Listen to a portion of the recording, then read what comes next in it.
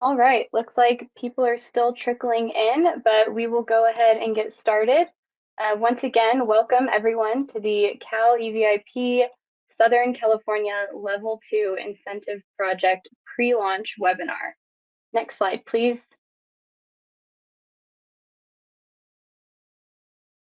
My name is Amy Slavensky, and I will be moderating today. Our speaker is Fidel Leon Green from the Center for Sustainable Energy. For our Q&A session, Brian Fauble from CEC and Chico Manarola from CPA will be joining Fidel as our panelists to answer your questions. Next slide, please.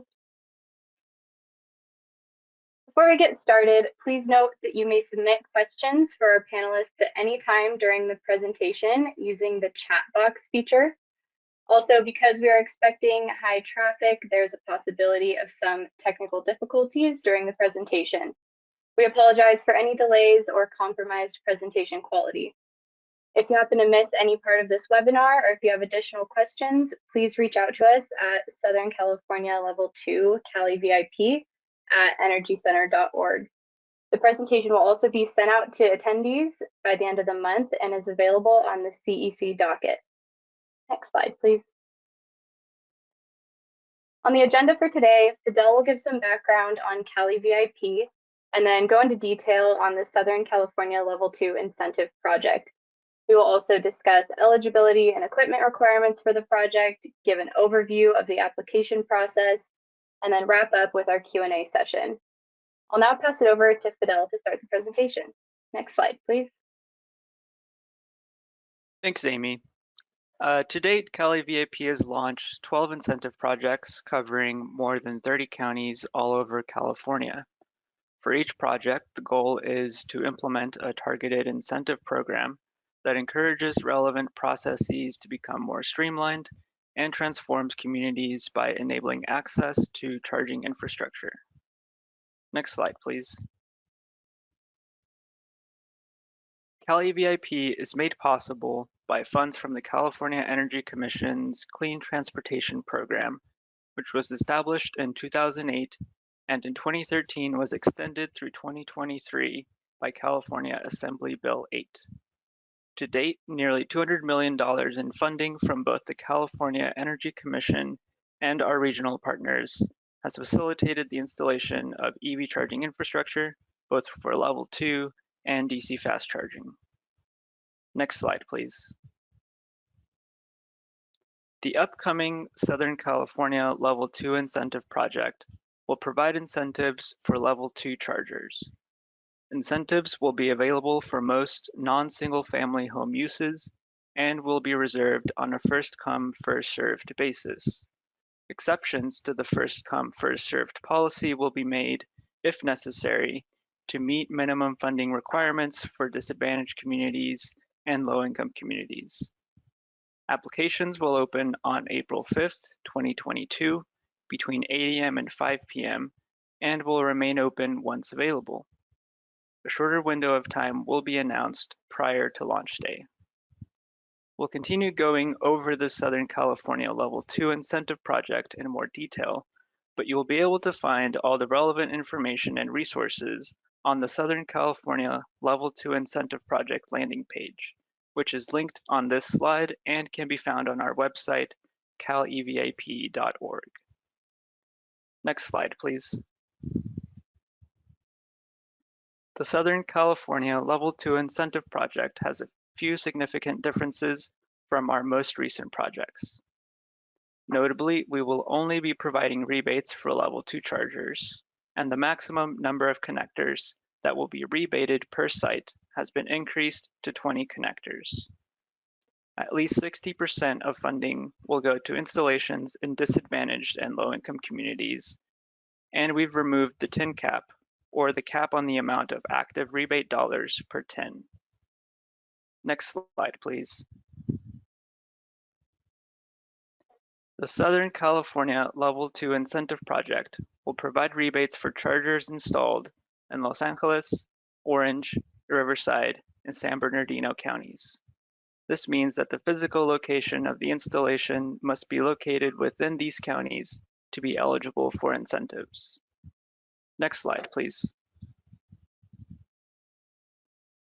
Funding for the Southern California Level 2 Incentive Project totals $23 million. $1 million of that is coming from our project partner, the Clean Power Alliance, or CPA. To be eligible for rebates funded by CPA, you must be one of their customers and will be required to provide your service account number.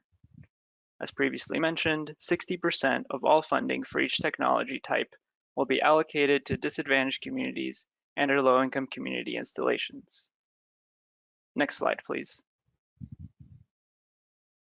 Before going over more of the project's details, we'd love to learn more about our live audience's plans for their installations.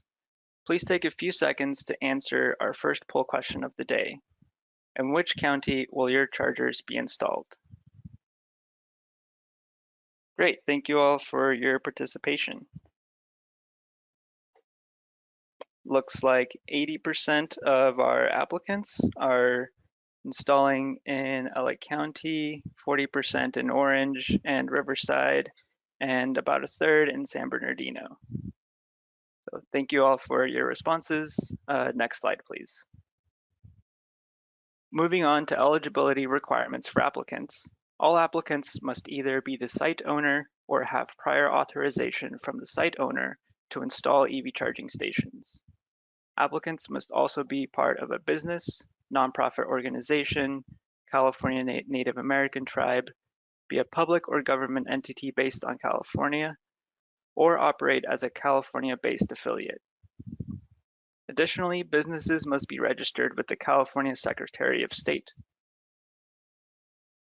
Applicants are required to submit a signed site verification form within 5 calendar days of application submittal. However, we strongly encourage all applicants to complete this form as soon as possible so that applicants can upload it shortly after submitting their application. Failure to submit a signed site verification form within 5 days of applying will result in an auto cancellation of your application. So please fill out your site verification forms ahead of time. Finally, to receive rebates funded by the Clean Power Alliance, applicants must be a customer of the Clean Power Alliance and must enroll in their available demand response programs. Next slide, please. Before continuing, I'd like to go over some key definitions for the Southern California Level 2 Incentive Project. First is the term disadvantaged community. The disadvantaged community designation is based on the Office of Environmental Health Hazard Assessments CalEnviroScreen 3.0 scores, which consider a variety of socioeconomic, health, and environmental factors. To be designated as a disadvantaged community, the census tract must be in the 75th percentile or top 25% of all California census tracts. The link will take you to the CalEnviroScreen 3.0 mapping tool, where you can view each California census tract's CalEnviroScreen score. The next term is a low-income community. To be designated as a low-income community, a census tract must have a median income equal to or below 80% of the statewide median income. The link on the slide will take you to a mapping tool displaying all of the census tracts that meet this designation. These two definitions are just a couple of the key definitions for the Southern California Level 2 Incentive Project. For a list of full definitions, please refer to the implementation manual, which can be found on the Southern California Level 2 Incentive Project landing page. Next slide, please. Level 2 rebates for the Southern California Level 2 Incentive Project will be made up of 3 components: the base rebate, the disadvantaged community, low-income community, and multi-unit dwelling adder. The base rebate will cover 75% of your eligible project costs and is capped at $3,500. Level 2 connectors installed in a disadvantaged community or low-income community will receive a cap increase of $500. And Level 2 connectors installed in a multi-unit dwelling site, defined as 3 or more units within a structure, will receive a cap increase of $2,000. Note that all components will be stacked for a maximum rebate of $6,000 per level 2 connector. Next slide, please. Rebate limits are as follows. You may receive a rebate for up to 20 connectors, and you may of course install more than 20 connectors, but you will not receive rebates for more than those 20 connectors. However, additional chargers beyond these rebated chargers, even if not listed on the Cali VIP eligible equipment list, can be counted as part of the total project cost, of which 75% can be covered by rebates. Moving on to the equipment requirements, all equipment must be new and installed at the site for the first time and must appear on the Southern California Level 2 eligible equipment list. The eligible equipment list is updated monthly as we are made aware of new equipment that meets the eligibility requirements. Also note that prior to final review of your documents, equipment on applications may be swapped like for like, though the rebate amount cannot be increased. To appear on the list, chargers must use the J1772 connector. All chargers must be networked with a minimum 2-year agreement and be capable of remote start, remote diagnostics, and charging session data logging. Chargers must be capable of 6.2 kilowatts or greater per connector and must use an open standard protocol for network communication like OCPP. All chargers must accept at least 2 forms of payment and some form of credit card, be it on the dispenser, on a kiosk, through an app, or a toll-free number. Note that beginning January 1st, 2023, all public-facing Level 2 chargers that require payment will be required by Senate Bill 454 to have EMV credit card readers, among other requirements. Level 2 chargers installed before January 1st, 2023 must add credit card readers by July 1st, 2033, or when replaced. And finally, all Level 2 chargers must be approved by a nationally recognized testing laboratory program and must be ENERGY STAR certified. Next slide, please. All Level 2 sites must be well lit, secure, and in compliance with all federal, state, and municipal laws, ordinances, rules, codes, standards, and regulations. Level 2 sites must be shared use, meaning, for example, that the chargers are not in assigned parking spots and are available as a community, fleet, or office resource. However, it is not a requirement that they be publicly available. Primary site uses for Level 2 chargers must fall into the categories listed on this slide. This includes curbside installations, as long as the installation happens on the same block as another eligible site type. Next slide, please. The use of Electric Vehicle Infrastructure Training Program, or EVITP, certified electricians, consistent with Public Utilities Code Section 740.20, will be required for all Southern California Level 2 incentive project applications. So please keep that in mind as you are planning your projects.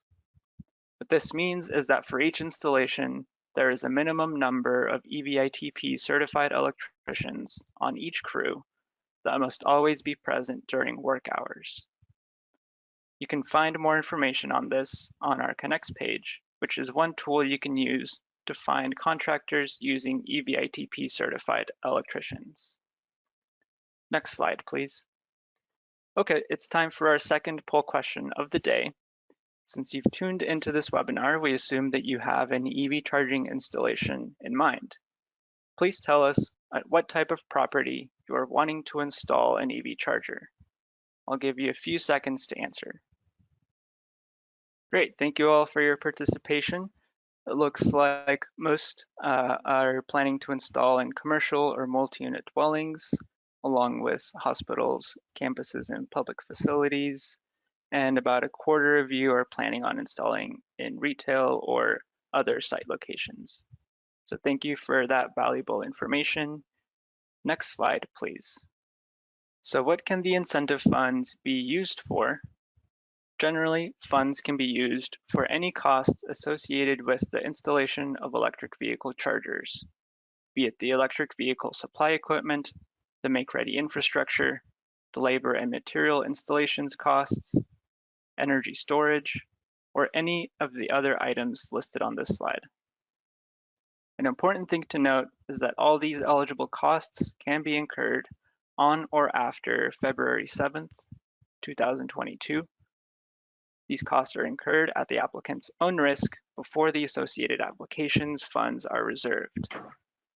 However, once funds are reserved, all incurred eligible costs count towards the rebated total project costs, as long as the application meets all other requirements. Next slide, please. In contrast, these are the ineligible costs. Permit and inspection fees are by law ineligible to be rebated by Cali VIP. Any installation, materials, equipment, and other costs that are not related to the electric vehicle charger installation are not eligible to receive a rebate. Additionally, costs paid by other rebate or incentive program or projects are not eligible to receive a rebate. And finally, standalone solar panel costs are not eligible to receive a rebate because they are funded through other California Energy Commission programs. Next slide, please.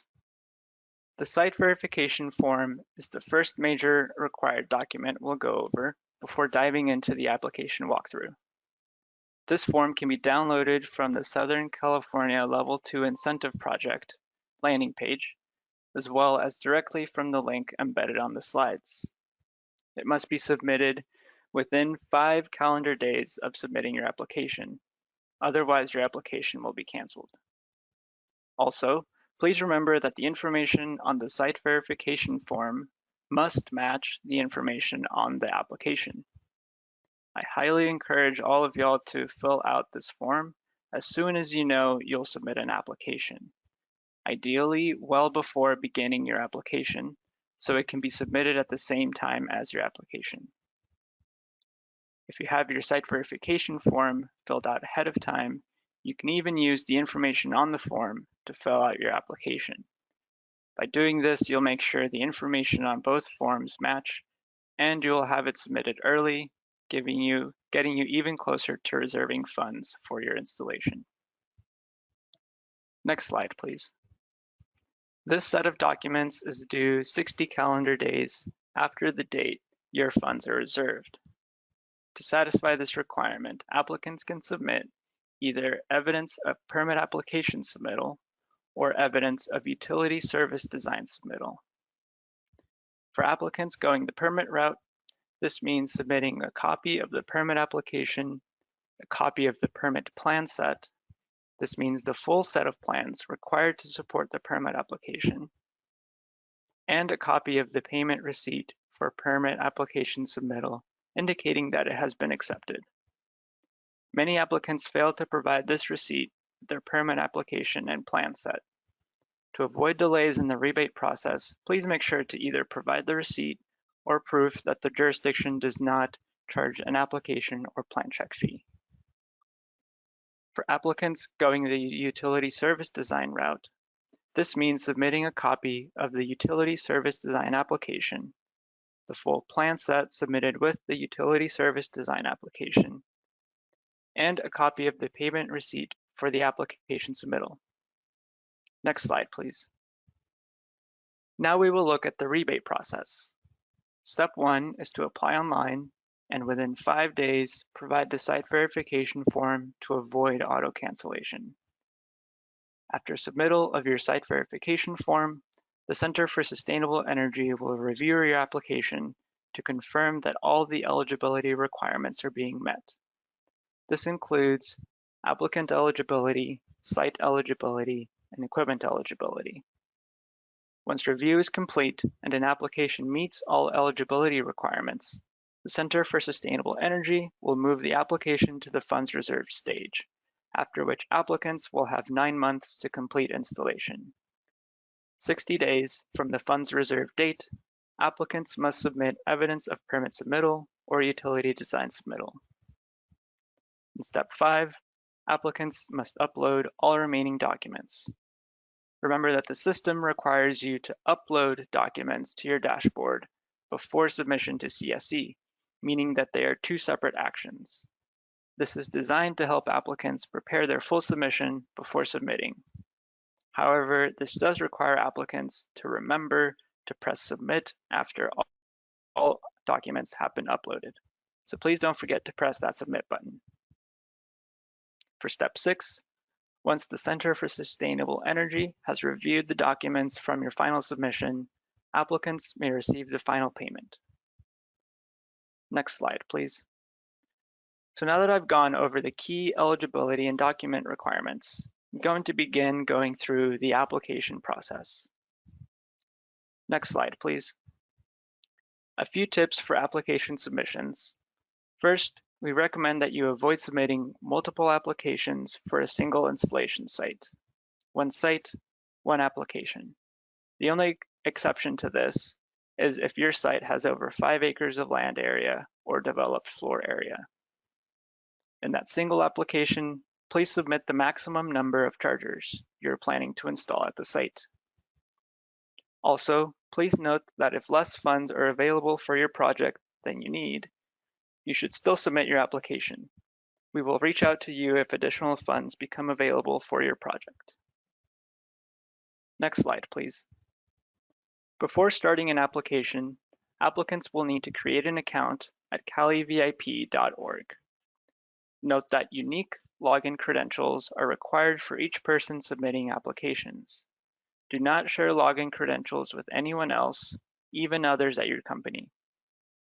CaliVIP does not allow submissions by bots or other automated processes, and CaliVIP reserves the right to cancel applications that use any method that could disadvantage other applicants. Applicants may create an account in advance. Just head to calivip.org/user/register, or from the main calivip.org page, you can click on the login button in the upper right corner and then select Create New Account. Next slide, please. Okay, so once an applicant is logged in and has begun their application, the first step is to go through the process of selecting the equipment that will be installed. To do this, applicants must first identify the installation site type. Remember that the site type is determined based on the primary use of the site that the chargers will be installed on. After selecting the installation site type, applicants can select the make and model of the equipment, the number of connectors for the make and model, the quantity of make and model being installed, and the installation type, whether the charging infrastructure is new, whether the chargers are being installed on existing stub-outs, or if they're replacing older non-network chargers, or if they're being installed on make-ready infrastructure. Note that for sites with multiple make and models being installed, applicants will need to make these selections for each make and model. After selecting the charging equipment, applicants must select a network provider. We recognize that the network provider may not be known at this time, and there is an option to indicate that.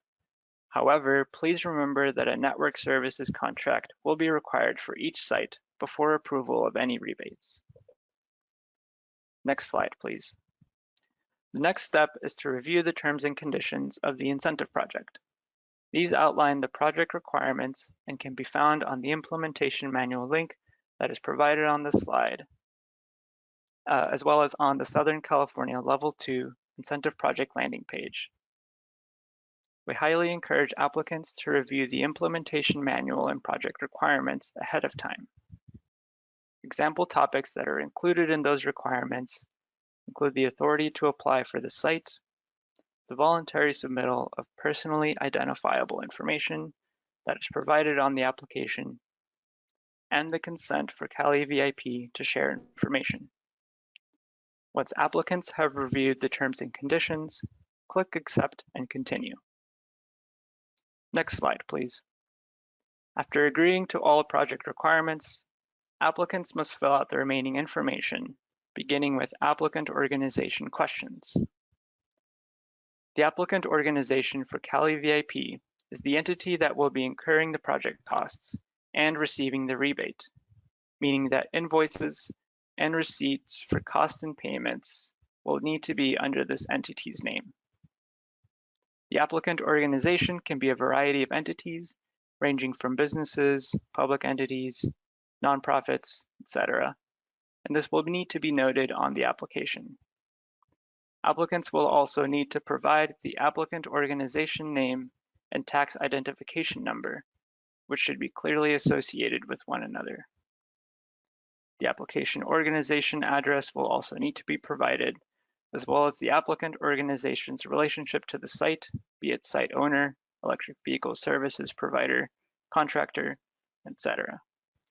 Please make sure this information matches the information you have on record with the California Secretary of State, if this is applicable to you.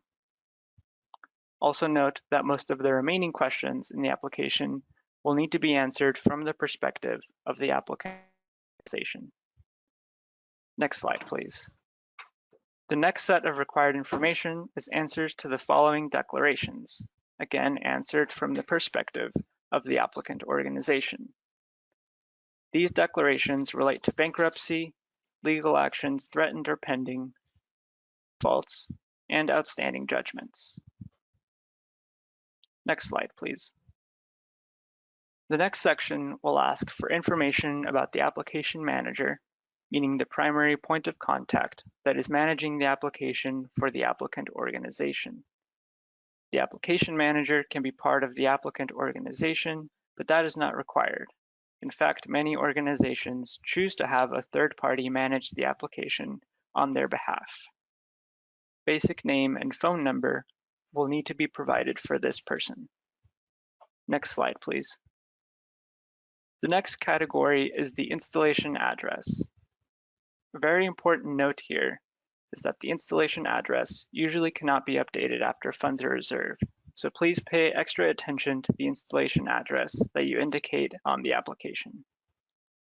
We understand that some sites may have multiple addresses, but please identify the most accurate address for the installation location on the application and double check for accuracy before submission. At the bottom, you will see some of the required information for the address, including information such as county and cross streets. Next slide, please. Additional questions related to the site will be asked, including identifying the business or organization that is physically closest to the chargers, whether the site is located on tribal land, affordable housing status for multi-unit dwelling sites, and public accessibility questions.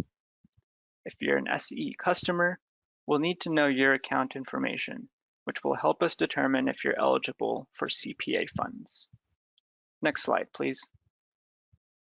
Some informative questions that will be asked for research purposes include if there is an existing need of chargers, and if so, who has that need, if a fee will be charged for the use of the chargers, who will own the chargers, who will operate the chargers, information about how much parking exists on the site, and how much of that will be dedicated to electric vehicle charging. Next slide, please. Continuing the research questions, we'd like to know who will be claiming the potential value of low carbon fuel standard credits generated by the electric vehicle charging stations. This will help us better understand how these credits are factoring into decisions around these installations. Next slide, please. After submitting your application, it will be assigned a unique application number, and you'll be able to track its progress in your application dashboard. This is also where you'll submit your documents, starting with the site verification form. Uploading documents is fairly easy. You start with the Choose File button and select the file that you wish to upload. Once the file is selected, you'll click Upload, which will add it to your dashboard. Once your file is on your dashboard, don't forget to press the Submit Documents button. We don't receive it until you have clicked that button. Next slide, please. Here is a list of all the documents that are required to receive your final payment. You can find this list in the implementation manual or on this slide once we distribute them to attendees after the webinar and post them to the CEC docket. I would also encourage y'all to review the sample supporting documents resource on the Southern California Level 2 Incentive Project landing page if you have any questions or doubts about the types of documents that we accept for each requirement. Next slide, please. The last form that I'll talk about is the installation data form. This is a required form that helps CSE determine your total project costs and final rebate amount. You can access this form at any time once funds have been reserved for your applications. So I highly encourage you to fill out this form as you incur costs and make progress on your installation. Next slide, please. A few takeaways from today's webinar. Applications will open in 12 days to eligible properties in Los Angeles, Orange, Riverside, and San Bernardino counties. All applicants should complete their site verification form before applying and use it to help fill out your application so that it's ready to submit well in advance of the 5-day deadline and all information matches. And lastly, please double check that the organization name and installation address are correct and match on the application and site verification form. With that, I'll turn it back to Amy, who will moderate the Q&A session this morning. Amy? Great, thank you, Fidel. Now let's get started with the Q&A. I will read through questions and direct them to one of our panelists. Please just give me one moment to organize the questions. Next slide, please. All right, first question here. When will we be getting a copy of the slides? I believe that is written right at the top here. The presentation will be emailed to everyone by the 31st. And we will also have a webinar recording available by the 4th of April. Next question, I will direct this one to Chico. We've had a few questions come in about how do I know if I'm a CPA customer? My property is in Riverside County and we get our power from SCE. Chico, do you want to take that one? Sure. So currently CPA covers 2 counties, Los Angeles and Ventura counties. And within that, a handful of cities and the 2 counties. Your city actually has to join CPA in order to get power from it. So unfortunately, we do not cover Riverside County. If you are in Los Angeles County, the best way to see if you're a CPA customer is to look on your bill, your electric bill, and look down to about page 5 where there will be a heading for supply generation. And there it will say Clean Power Alliance or Edison. Great, thank you, Chico. And we have an FAQ on the project landing page for more information and sample bills as well. Next question here for Fidel. Where do we find a list of everything we'll need when we submit an application? So this list would be found on the implementation manual. You can find that on our landing page for the Southern California Level 2 project. And that page should be found under Find a Project at the calivip.org page. Great, thank you. Regarding April 5th, can you provide a more precise time frame for when this incentive project may launch? So I can answer that one. We will have a more precise time frame hopefully this afternoon. We're just finalizing some details there and we will post that on the project landing page as well. Next question. This one is for Fidel. For permit application submittal requirements, what if the applicant is a public agency that is self-permitting?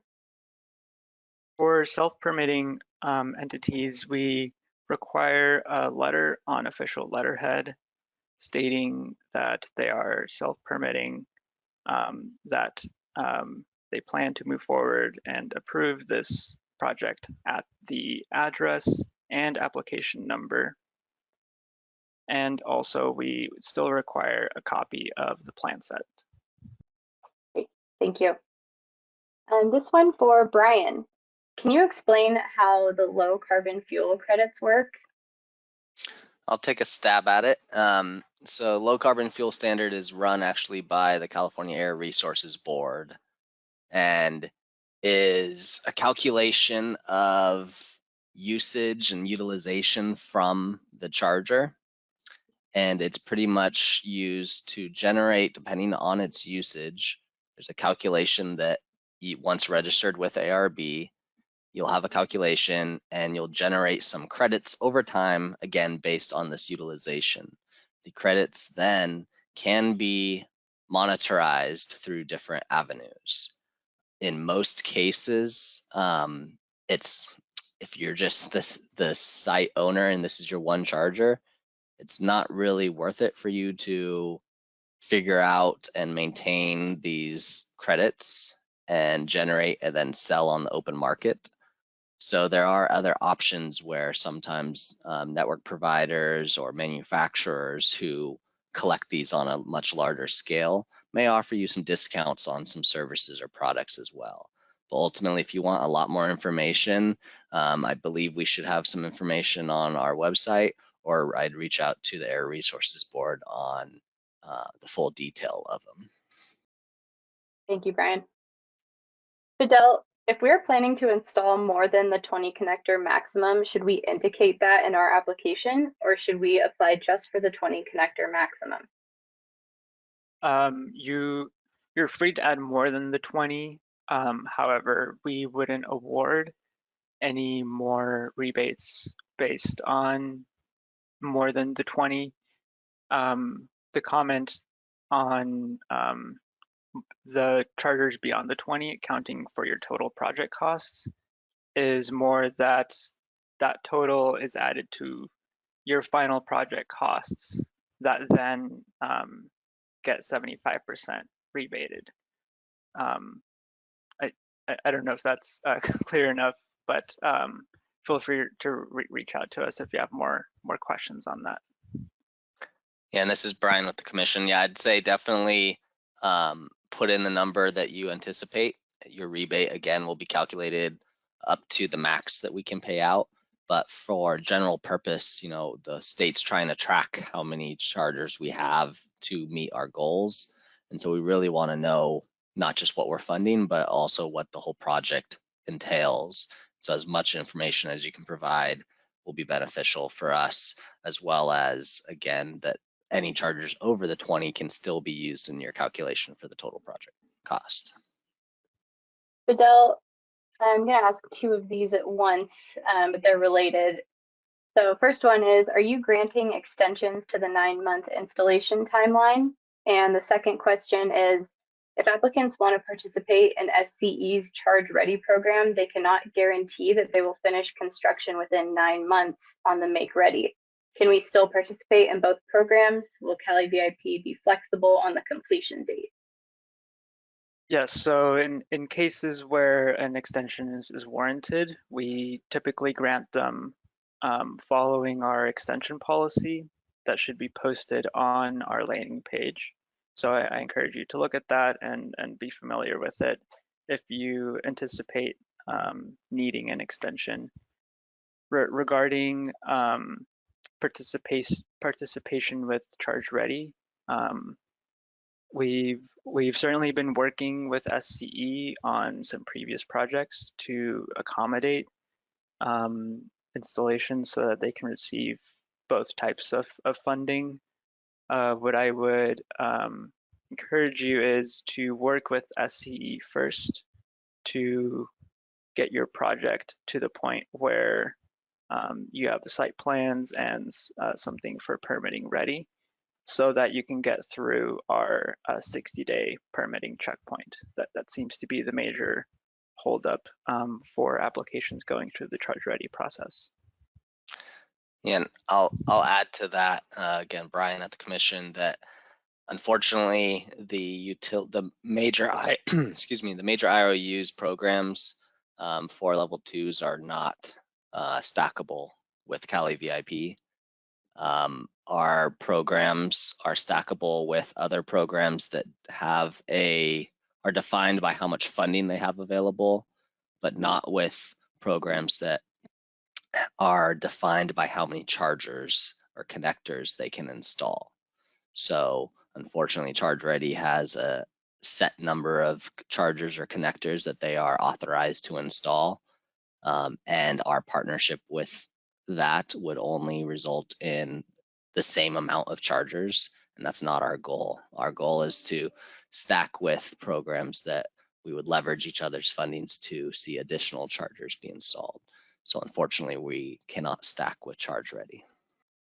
Fidel, how will applications be selected for approval? Is it in order received, randomly, based on low income, eligibility, etc.? Yeah, so first we look at applications based on the time that they were submitted. That's the nature of our first come, first serve process. We process them in the order that they came in. However, if we are running into issues meeting our disadvantaged community and low income community minimum funding goals, then we will look further down the funding queue to make sure we are meeting those goals. Brian, can we realistically apply for all sites we have under one tax ID? So 1, 10, and 50 locations, for example. Realistically, yes. You could submit, again, we removed the tax ID cap limit. So you are allowed to submit as many applications as you would like. The realistically part is apply for what you realistically can manage. The previous question on extensions, the Cali VIP is designed really for applicants to apply that are ready to start work tomorrow and meet those timelines. So we have published our extension and cancellation policies, and we're actually going to start being a lot more stringent on those.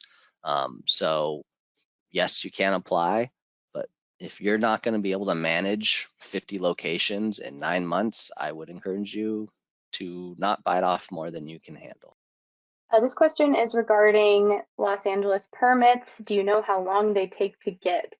I can take a first stab at this one. We will be posting a permit and utility resource guide on the project landing page very shortly before launch. So that will have some helpful information regarding permits.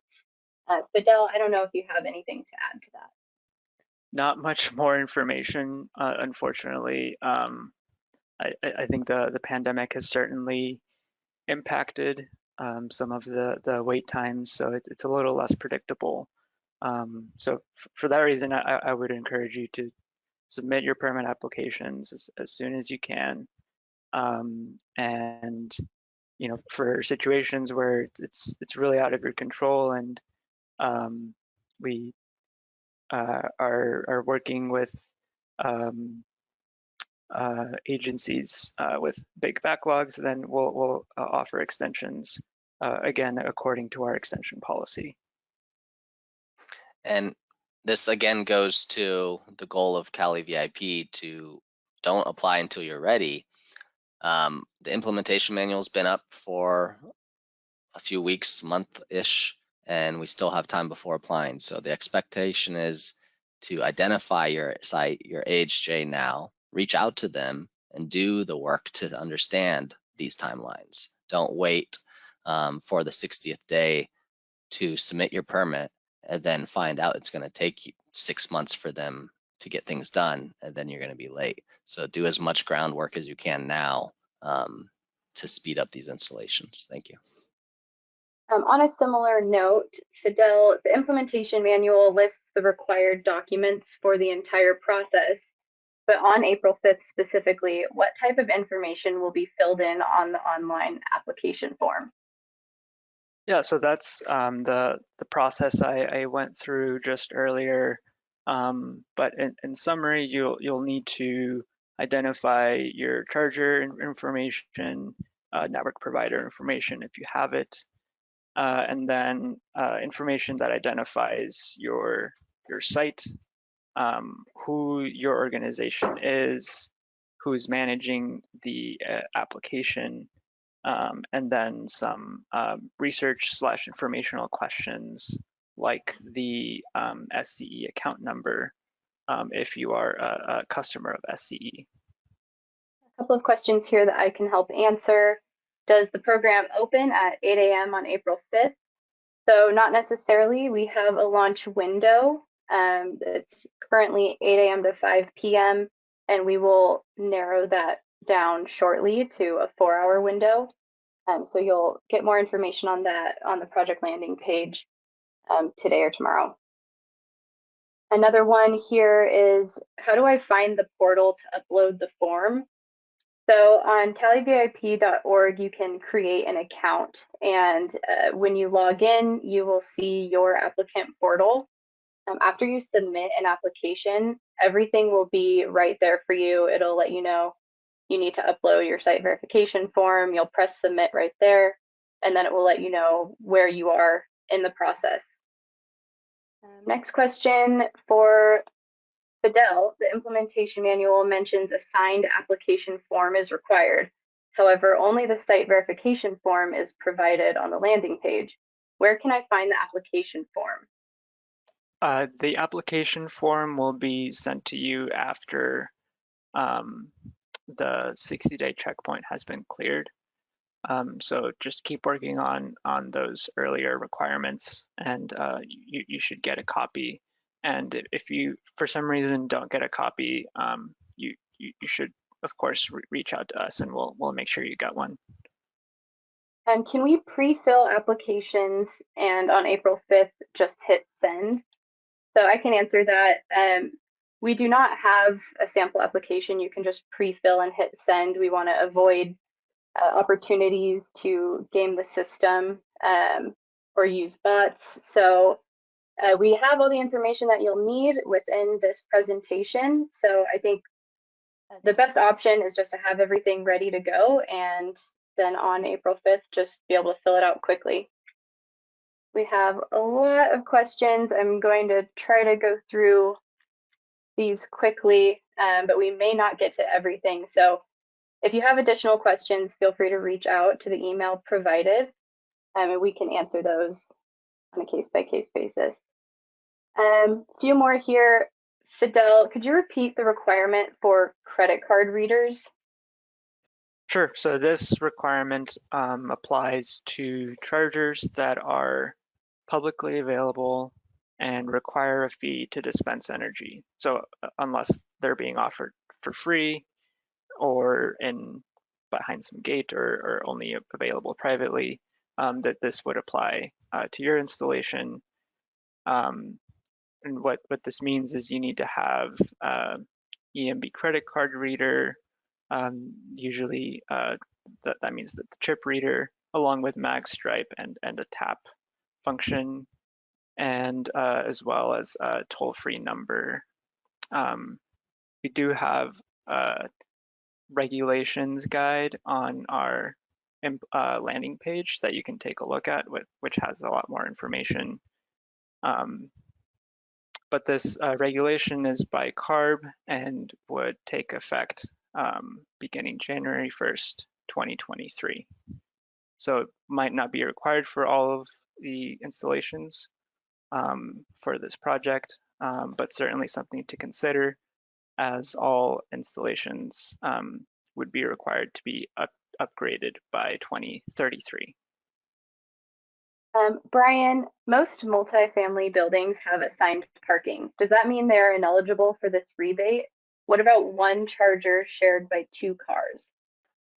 So dedicated parking is not allowed for multifamily or any use case in Cali VIP. We are funding shared use, which means anybody on that site must have access to that charger. So if it is in a MUD, you would put it in a place that every resident with an EV would have access to that charger. Another one for you, Brian. Can you elaborate a little bit more on the stacking of rebates? If Cali VIP covers up to 75% of project costs, for example, can we apply for the other 25% with other programs? Yes, with an asterisk again. Air districts, any program again that is defined by a dollar amount of what they're eligible to spend, not by how many chargers they have. So that's really going to be the key. If it's a city, county, air district, or any other program that has funding available and it's just we have X million dollars or whatever, that would be eligible. Why did we do the 75%? It's really because we're looking for skin in the game from the site host as well. Free chargers are great, but when something's free, you kind of don't care about it as much as something you paid for a little bit. So we are looking for a little bit of skin in the game, but we will allow it to come from other agencies that are eligible. Other California Energy Commission programs are not eligible to stack with, as well, as this is already our funding going towards the project. Fidel, can we still apply for this program if we've received funding from Cali VIP before? Yes, in other programs we've had a tin cap, but that only applies to that specific county, and you're eligible to apply in other counties. And since this is a separate project, none of that carries over. So you are more than welcome to apply for Cali VIP funding for this project. For you as well, Fidel, if a site has old non-networked chargers that need to be replaced, can new network chargers that meet California state and Cali VIP requirements receive an incentive? I'm actually going to ask Brian to answer this question. Yes, I believe we allow upgrades for non-networked or paddle chargers, paddle being very old inductive charging. So again, it would be eligible. You would just have to prove what you're replacing it with, or what the chargers you're taking out and using one of our eligible ones. But yes, I believe so. I just recommend following up with CSE individually. And here's one that I can answer. Can I be eligible in Riverside County, even though I'm not a customer of CPA? The answer to that is yes. You just will not be eligible to receive CPA funding, which is $1 million in LA County. Okay, I think we have time for one or two more questions. Fidel, does a multi-use site, commercial/residential, qualify for the MUD adder? Yes, however, it does depend on where on the multi-use site the chargers are being installed. For multi-unit dwellings, we usually look for sites that are specifically available to the residents and only to the residents. So for that multi-use site, it really depends on where you are locating it, whether or not you would be eligible for that additional adder. Fidel, let's make this the last question. If a site is located in a gated HOA at the clubhouse area and not readily accessible to the general public, will that bar eligibility? Gated HOA. I mean, if it is a multi-unit dwelling site and the charging is available to all residents of that multi-unit dwelling, then yes, that would be eligible. But that is the only residential situation that is eligible for Cali VIP funding. Yeah, Fidel, can you maybe elaborate that an HOA for single family homes versus multifamily? Can we elaborate on that a little bit? Yeah, exactly. So we define multi-unit dwellings as 3 or more units within a building or complex. So if, as Brian just mentioned, if the HOA is for a single family home residential area, that would not be eligible for funding. Funding is only for multi-unit dwellings. So if the HOA is multi-unit dwelling serving and the chargers are available to all the chargers at the multi-unit, all the residents at the multi-unit dwelling, then yes, you would be eligible. All right, well, that wraps up our Q&A session. Thank you, panelists, for your answers. As a reminder, this presentation will be emailed to attendees by March 31st. We will also be sending a recording of the webinar by April 4th. We encourage anyone interested in applying to the Southern California Level 2 Incentive Project to take a look at the project landing page linked here and at calivip.org, and prepare for launch day, April 5th. Next slide, please. We'd like to thank you all for joining us today. If you have further questions, do not hesitate to reach out to us. We look forward to hearing from you. Have a great rest of your day, everyone.